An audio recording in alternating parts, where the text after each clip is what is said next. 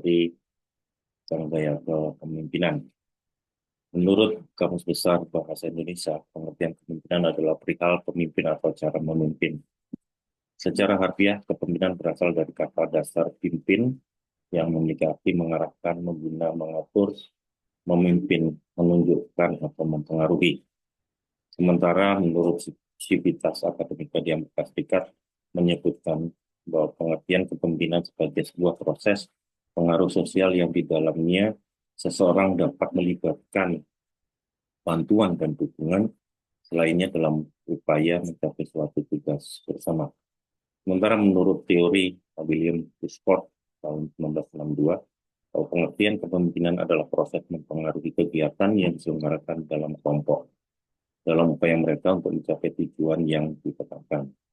Sementara menurut teori Wessler dan Masaryk tahun 1961, mengartikan kepemimpinan sebagai pengaruh antar pribadi yang dijalankan dalam situasi tertentu dan diarahkan melalui proses komunikasi untuk mencapai tujuan tertentu. Jadi, kepemimpinan adalah kemampuan untuk mempengaruhi dan menginspirasi orang lain untuk mencapai tujuan tertentu. Lebih dari sekedar memberikan instruksi, seorang pemimpin harus mampu mengarahkan arahan dengan visi, nilai-nilai, dan arah yang jelas. Pemimpin yang baik juga mampu mendengarkan, memotivasi, dan memberikan dukungan kepada anggota pengurus. Sementara tipe-tipe gaya kepemimpinan, lain satu, kepemimpinan demokratis. Kepemimpinan demokratis melibatkan partisipasi anggota tim dan pengambilan keputusan. Pemimpin mendengarkan pendapat dan masukan dari anggota tim sebelum membuat keputusan akhir. Contoh pemimpin yang menerapkan kepemimpinan demokratis adalah Nelson Mandela, yaitu seorang pemimpin yang menetapkan gaya kepemimpinan demokratis.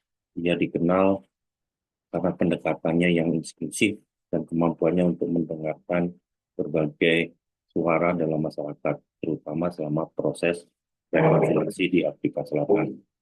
Yang kedua adalah gaya kepemimpinan autokratis.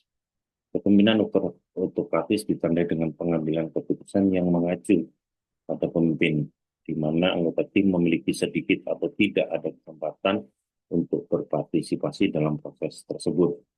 Contoh pemimpin dunia yang menerapkan gaya kepemimpinan demokratis, yaitu Joseph Stalin, yaitu pemimpin Uni Soviet, adalah contoh pemimpin autokratis. Ia mengambil keputusan secara sepihak dan menerapkan kontrol ketat atas masyarakat dan ekonomi, seringkali dengan cara represif. Selanjutnya yang ketiga adalah kepemimpinan laissez-faire, di mana kepemimpinan laissez-faire memberikan kebebasan penuh kepada semua anggota waktu untuk mengambil keputusan dan bertindak. Pemimpin hanya memberikan dukungan dan sumber daya yang diperlukan. Contoh pemimpin perusahaan yang menerapkan tipe gaya kepemimpinan laissez-faire adalah Warren Buffett, di mana CEO Berkshire Hathaway dikenal dengan gaya kepemimpinan laissez-faire yang memberikan kebebasan kepada manajer perusahaan yang berada di bawahnya untuk mengelola bisnis mereka dengan cara mereka sendiri, sambil tetap memberikan dukungan strategis. Yang keempat adalah tipe gaya kepemimpinan strategis, di mana strategi kepemimpinan fokus pada visi jangka panjang dan strategi perencanaan. Pemimpin dengan gaya ini mampu melihat gambaran besar dan mengarahkan waktu untuk mencapai tujuan jangka panjang. Contoh pemimpin perusahaan yang menerapkan gaya kepemimpinan strategis adalah Satya Nadella, yaitu CEO Microsoft, di mana menerapkan strategi kepemimpinan dengan mengubah fokus perusahaan ke komputasi awan dan AI, serta mendorong inovasi dan kolaborasi di seluruh organisasi. Selanjutnya adalah tipe gaya kepemimpinan transformasional, yaitu di mana gaya ini menginspirasi dan memotivasi anggota tim untuk mencapai potensi penuh mereka dan berkontribusi pada perubahan positif dalam organisasi. Contoh pemimpin yang menerapkan gaya kepemimpinan transformasional yaitu Steve Jobs, yaitu pendiri Apple, Dia adalah contoh pemimpin transformasional. Ia dikenal karena kemampuannya untuk menginspirasi dan mendorong inovasi yang mengubah industri teknologi. Selanjutnya ada yang keenam adalah gaya kepemimpinan transaksional, di mana gaya kepemimpinan transaksional lebih fokus pada pertukaran antara pemimpin dan anggota tim, di mana pemimpin memberikan ketidakseimbangan atau hukuman berdasarkan kinerja. Pemimpin yang menerapkan gaya kepemimpinan transaksional yaitu Jack Welch, mantan CEO General Electric, ia dikenal dengan gaya kepemimpinan transaksional, di mana ia menerapkan sistem penilaian kinerja yang ketat dan memberikan ketidakseimbangan kepada karyawan yang berkinerja baik. Yang terakhir yaitu selanjutnya yaitu kepemimpinan ala pelatih, di mana kepemimpinan ala pelatih lebih fokus pada pengembangan individu dan tim melalui bimbingan, pelatihan, dan umpan balik yang konstruktif. Satu contoh adalah pelatih legendaris di NBA yaitu Phil Jackson yang menerapkan gaya kepemimpinan ala pelatih dengan mengembangkan pemain dan membangun tim yang solid melalui komunikasi dan strategi yang efektif. Selanjutnya adalah tipe gaya kepemimpinan yang terakhir yaitu kepemimpinan birokrasi, di mana kepemimpinan birokrasi mengikuti arahan dan prosedur yang ketat. Pemimpin dengan gaya ini cenderung mengutamakan struktur dan hierarki dalam organisasi. Sebagai contoh, pemimpin yang menerapkan kepemimpinan birokrasi yaitu Howard Schultz, mantan CEO Starbucks, di mana ia menerapkan elemen kepemimpinan dengan mengembangkan prosedur dan standar operasional yang ketat untuk menjaga konsistensi dan kualitas di seluruh gerai Starbucks. Setiap gaya kepemimpinan memiliki kelebihan dan kekurangan dan efektivitasnya. Seringkali tergantung pada konteks dan situasi yang tidak dihadapi oleh pemimpin dan tim. Sebagai contoh gaya kepemimpinan mantan Presiden Joko Widodo, di mana gaya kepemimpinan Joko Widodo sebagai mantan Presiden Indonesia dapat dijelaskan melalui pendekatan. Ia dikenal dengan gaya kepemimpinan partisipasi, di mana ia melibatkan masyarakat dalam pengambilan keputusan dan sering melakukan belusukan untuk mendengarkan langsung aspirasi masyarakat. Selain itu, Jokowi juga menerapkan strategi pendekatan dan transformasional fokus pada pembangunan infrastruktur dan peningkatan kualitas hidup masyarakat.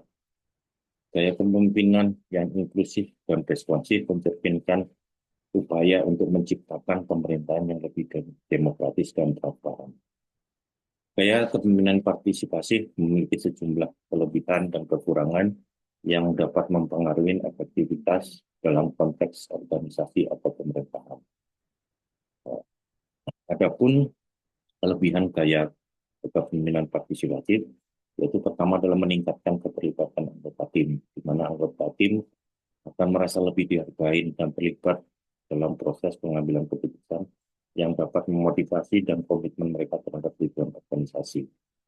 Kelebihan yang kedua adalah mendorong kreativitas dan inovasi, di mana dengan melibatkan berbagai perspektif, gaya ini dapat menghasilkan ide-ide baru yang solutif, kreatif untuk masalah yang mengadang.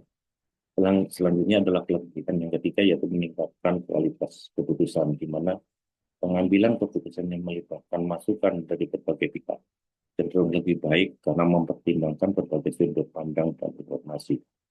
Kelebihan yang keempat yaitu membangun hubungan yang kuat, di mana gaya kepemimpinan ini dapat memperkuat hubungan antara pemimpin dan anggota tim dalam menciptakan lingkungan kerja yang lebih kolaboratif dan harmonis. Kelebihan yang kelima dan terakhir yaitu meningkatkan rasa tanggung jawab, di mana anggota tim yang terlibat dalam pengambilan keputusan cenderung merasa lebih bertanggung jawab terhadap hasil dan kinerja tim. Adapun sisi kurangnya dalam gaya kepemimpinan partisipasi. Yang pertama adalah proses pengambilan keputusan yang lambat, di mana melibatkan banyak orang dalam pengambilan keputusan dapat memperlambat proses, terutama dalam situasi yang memerlukan keputusan cepat. Yang kedua adalah potensi konflik, di mana berbagai pendapat dan perspektif dapat menyebabkan konflik di antara anggota tim, terutama jika tidak dikelola dengan baik. Yang ketiga adalah keterbatasan dalam situasi krisis. Dalam situasi darurat atau krisis, pendekatan partisipasi mungkin tidak efektif karena memerlukan keputusan yang cepat dan tegas.